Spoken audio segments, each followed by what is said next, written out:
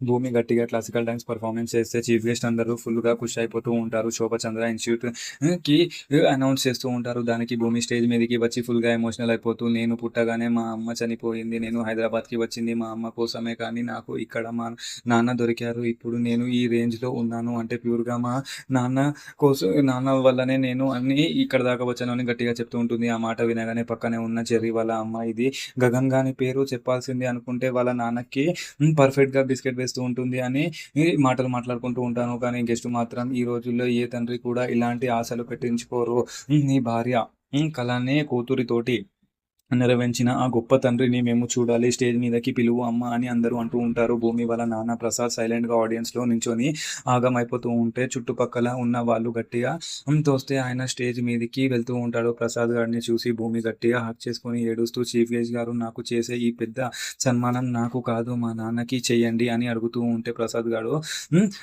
దండ వేస్తూ ఉంటే ప్యూర్గా గిల్ట్ తోటి గుబగుబా ఏడుస్తూ ఉంటారు. మరి నెక్స్ట్ ఎపిసోడ్లో ఏం జరగబోతుందో అనేది చూద్దాం. Thank you.